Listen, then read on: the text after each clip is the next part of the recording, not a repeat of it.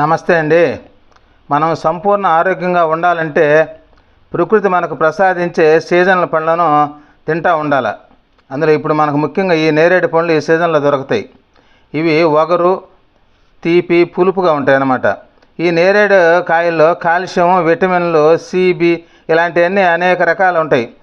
పోషకాలు కూడా ఇందులో అధికంగా ఉంటాయి. ఈ నేరేడు పండ్లు మన శరీరానికి చలువ చేస్తాయి, తక్షణ శక్తిని కూడా ఇస్తాయి. ఇప్పుడు డయాబెటీస్ ఉన్న వాళ్ళకు రోజు ఒక నేరేడు పండును కానీ తినగలిగితే చాలా మంచిది వాళ్ళకు. చూడండి, ఇప్పుడు సీజన్లో వస్తున్న ఒక్క నేరేడు పండు తింటే చాలు, డయాబెటీస్ వాళ్ళకు బాగా పనిచేస్తుంది. ఈ గింజలు కూడా పొడి చేసుకొని ఉంచి పెట్టుకొని కూడా వాడుకోగలిగితే చాలా మంచిది. ఇది రక్తపోటును కూడా కంట్రోల్ చేసే శక్తి ఉంది నేరేడు పండ్లకి.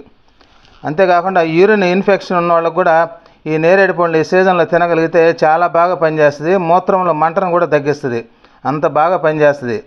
జీర్ణశక్తిని పెంచి గ్యాస్ సమస్యలు ఉన్న వాళ్ళకు ఇది చాలా బాగా పనిచేస్తుంది. కానీ మితంగా తినాలి. జిగట విరోచనాలు ఉన్న వాళ్ళకు కూడా ఇది చాలా మంచిది. అతిగా తినకూడదు, అతిగా తింటే బీపీ డౌన్ అవుద్ది. అందువల్ల ఈ నేరేడు పండును తిన్న వెంటనే పసుపు వేసిన ఎక్కువ పదార్థాలు ఉంటాయి, అలాంటివి కానీ పచ్చళ్ళు కానీ ఇవి తినకూడదు. అందువల్ల మితంగా తినాలి, 1-2 అటు తినాలి. ఖాళీ కడుపుతో అసలు తినకూడదు.